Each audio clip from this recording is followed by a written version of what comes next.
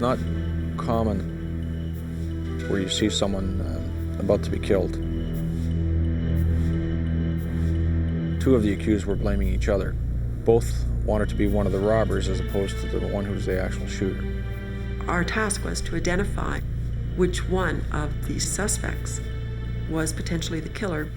It's the first time I've heard a judge tell the jury after their verdict that they were naive and gullible.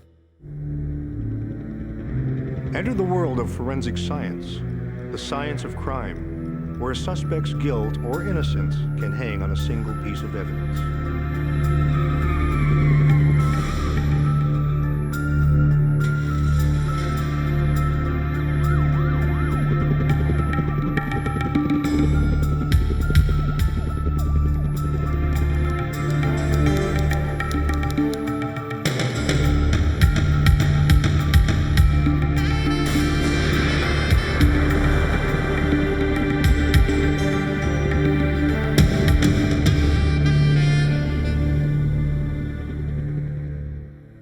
Imagine you're an associate professor in the athletic department at a university, and one day you get a phone call from the police asking you to help solve a violent crime.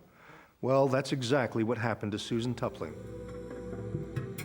Tupling's specialty is sports biomechanics, looking at human movement in a sports context so that athletes from beginners to pros can have more success sooner and fewer potential injuries.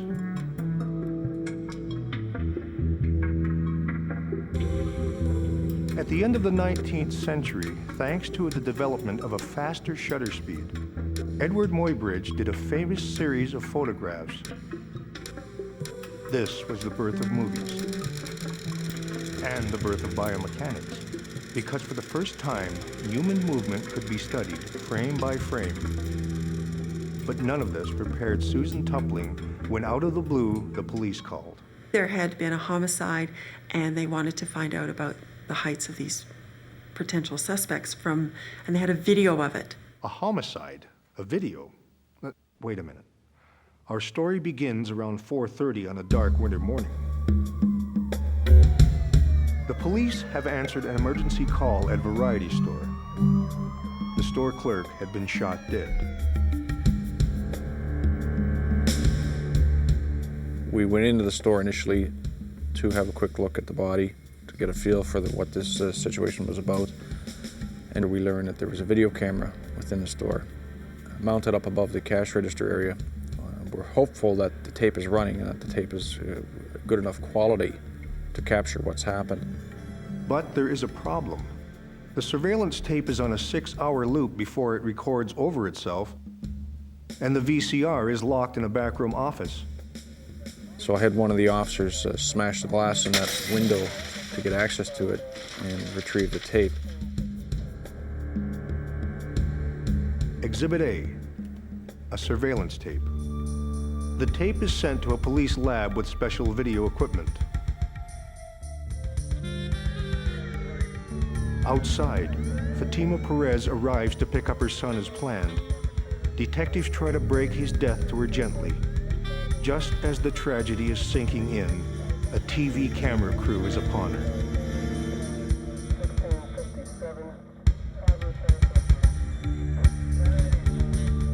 Angel Perez, her son, was 27. Being a dutiful son, he still lived at home, helping to support his mother and siblings. When he was laid off as a plumber's assistant, rather than go on welfare, Angel took a minimum wage job working in a nearby variety store. The night in question, he'd been working the midnight shift. Between midnight and 3, he worked with the store owner. After 3, Angel was on his own. Now he was dead.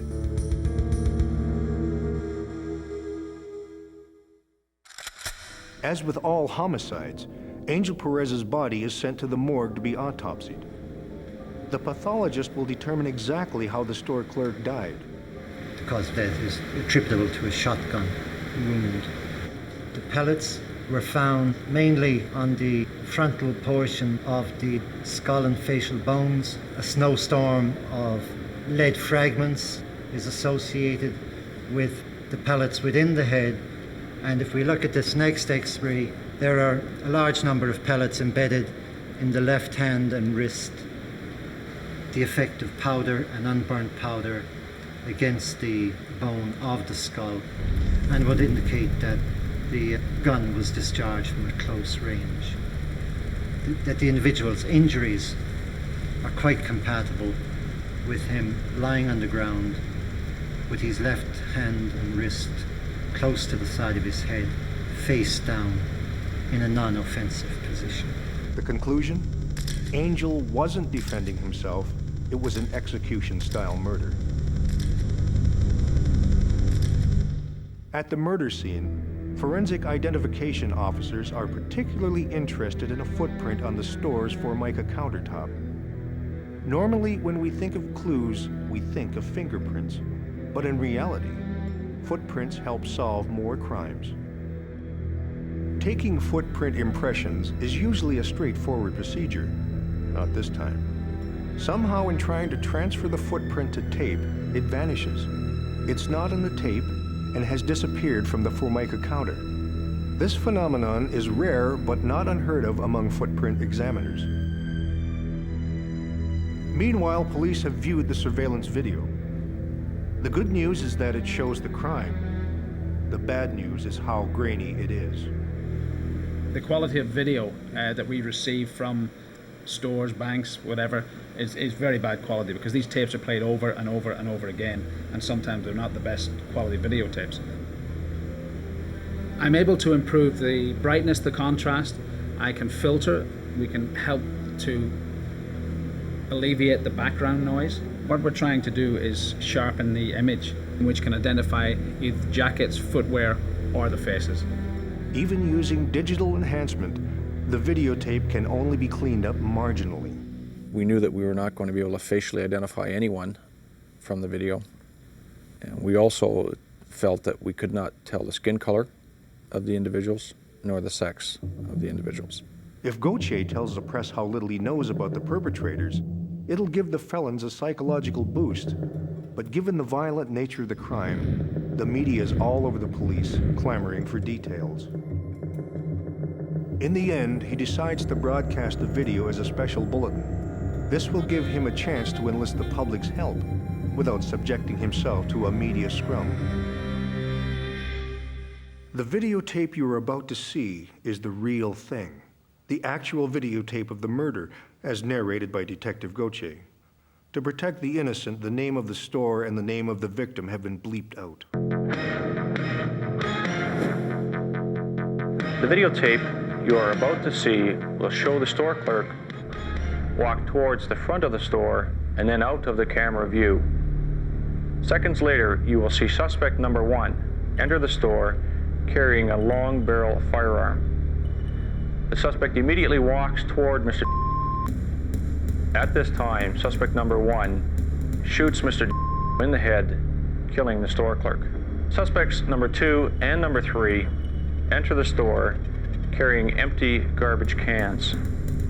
You will see that they now are joined by suspect number 1 near the store counter.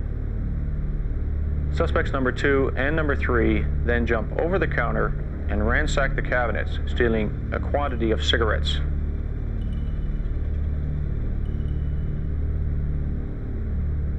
Three suspects then leave the store via the same front door.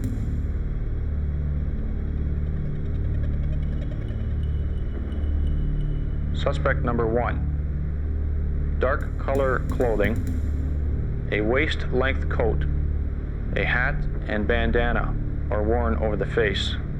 This person is wearing dark gloves. Suspect number 2 is wearing a black color hip-length hooded coat. The Detroit Red Wings logo is on the center of the back. Suspect number 3 is wearing a black waist-length hooded coat, and below that, in the center of the jacket, is the Bulls logo. The Metropolitan Toronto Police request the help of the public in solving this brutal execution-style murder. A picture is worth 1,000 words, but in this case, a videotape, Exhibit A, raised 1,000 questions.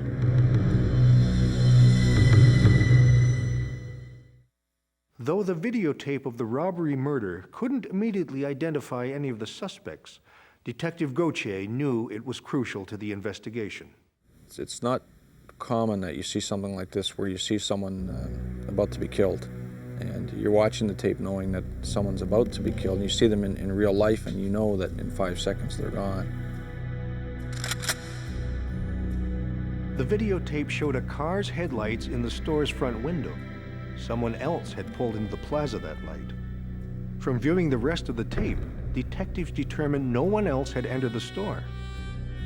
Who would be at the plaza at that time of night? There was nothing open in the plaza except the store. The only other thing that is accessible is the ATM machine in a bank. We contacted the bank to find out whether or not anybody had used that machine throughout the early morning hours. When we did find, in fact, an individual at about that time, when we spoke to him, he then related a story to us about what he had seen when he arrived at the plaza. This is what the witness told investigators he saw.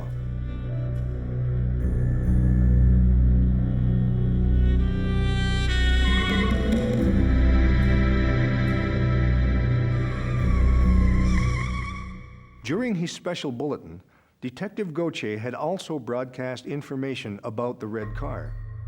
A police officer called homicide after seeing the TV broadcast to report he'd had the abandoned car towed to a pound.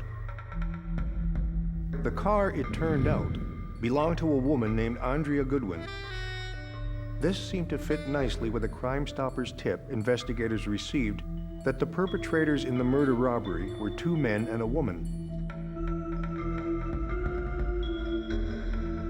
But under questioning, Andrea Goodwin claimed she knew nothing about any robbery. She said when she'd picked up her car, she'd found garbage cans, a gun, and cartons of cigarettes. Not knowing where they'd come from, they dumped the cigarettes and the garbage cans by the side of the road and tossed the gun into a dumpster. Investigators recovered the cigarettes and the garbage cans, but the gun was never recovered. Well, the shotgun had gone to the Pickering land site. Those are vast, vast properties. It's an impossible task to try and find something that size as a sawed-off shotgun in a vast expanse like that.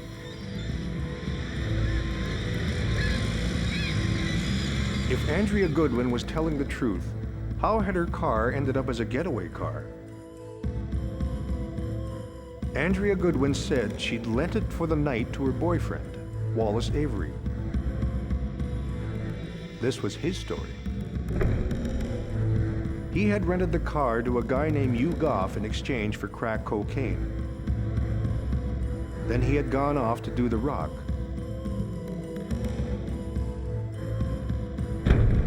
He swore he was telling the truth.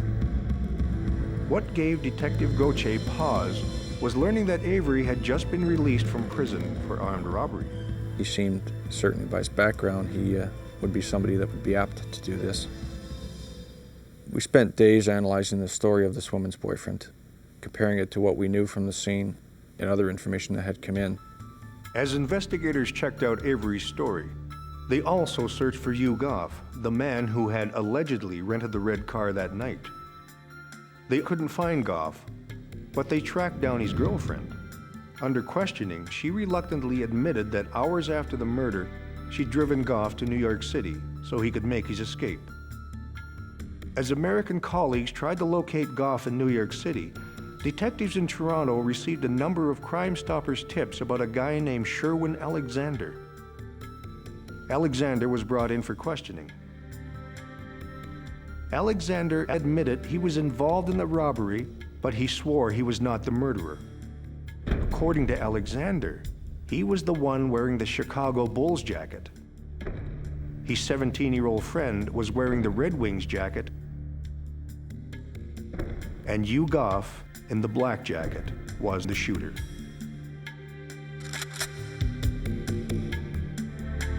Case solved? Nah. According to Goff's girlfriend, on the drive to New York City, Goff had told her a totally different story. Goff admitted he was involved in the robbery, but swore that Sherwin Alexander was the one who shot the store clerk. In Goff's account, he also had the 17-year-old in the Red Wings jacket. But Goff claimed he was the one wearing the bull's jacket, and Alexander was the shooter in the black jacket.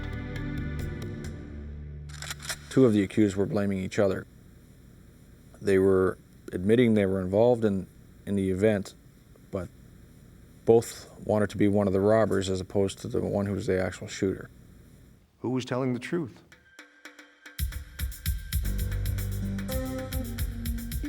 The height difference between the two was about 8 inches. Could investigators use that difference to single out the shooter? Remember the footprint that disappeared?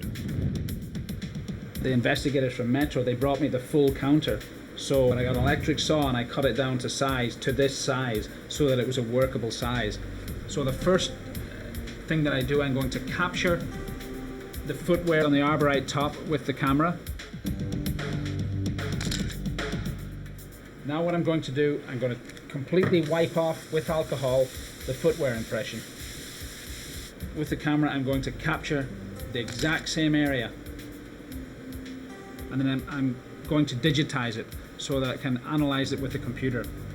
Having now captured both images, number 1 being the arborite top with the footwear impression, and number 2 being just the arborite top on its own, I'm going to subtract one image from the other, and I'm left with the footwear impression.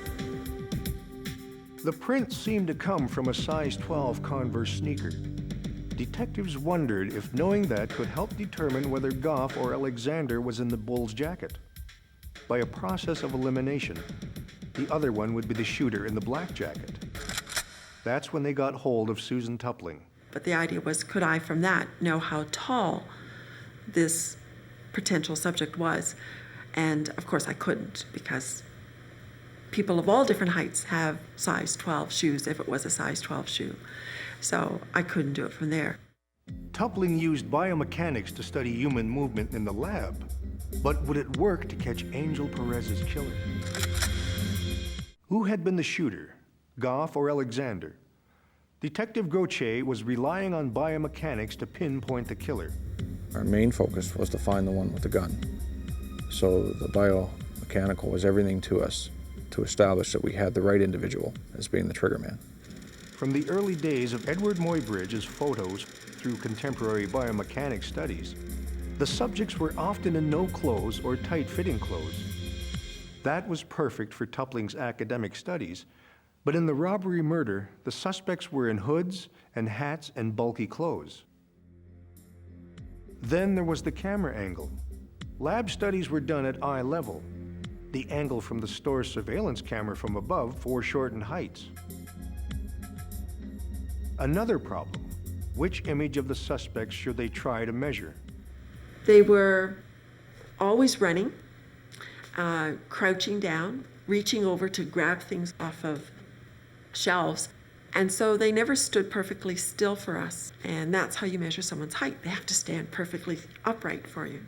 And these suspects, as in most human movements, you just don't conform to that sort of situation.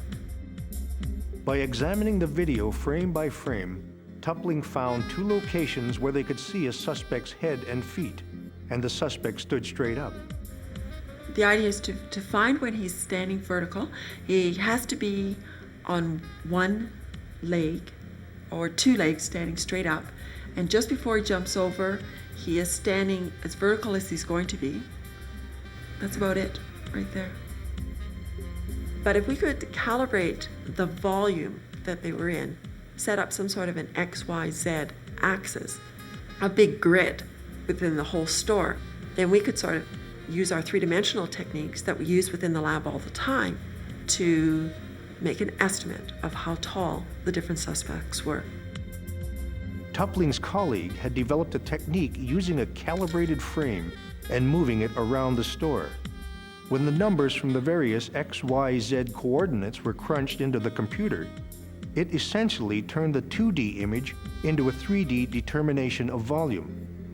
From the volume, they hoped they could figure out the heights of the 3 suspects. Then the results were analyzed and double-checked to ensure accuracy. We concluded they were 3 unique heights with quite large differences between them. So between the shortest and the middle suspects, there was 4 inches difference. And between the middle and the tallest, we had 6 inches difference.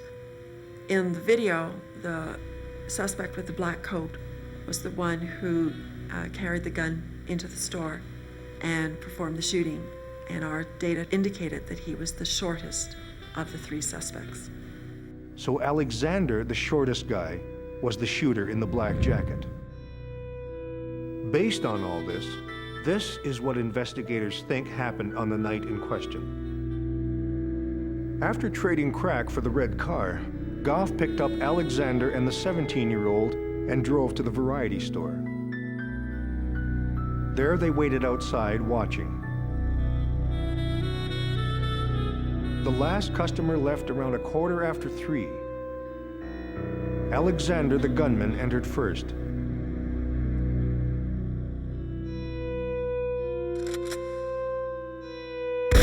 Then Goff and the 17-year-old entered, Goff wearing the Bulls jacket.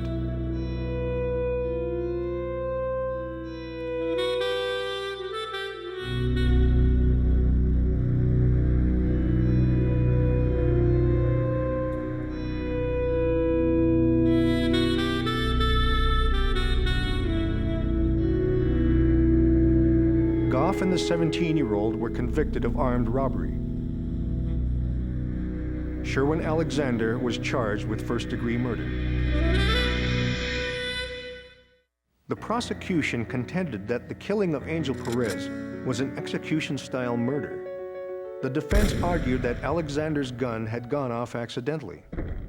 Because the gun had never been recovered, the jury refused to rule out the possibility the gun had discharged accidentally. In the end, Sherwin Alexander's charge was reduced and he was sentenced to manslaughter. Angel's mother and siblings were furious with what they considered the leniency of the sentences. I can't explain why the jury came back with a manslaughter on to us what was clearly an execution case. It's the first time I've heard a judge tell the jury after their verdict that they were naive and gullible, were his words. I don't think I thought of the human factor initially. We were so wrapped up with making sure everything was so accurate and so precise. And then it sort of hit you that this is the human factor. This is what it was all about. The art of moving pictures and the science of biomechanics had been born together at the turn of the century. 100 years later, they came together again to decipher a video and help investigators convict a murderer.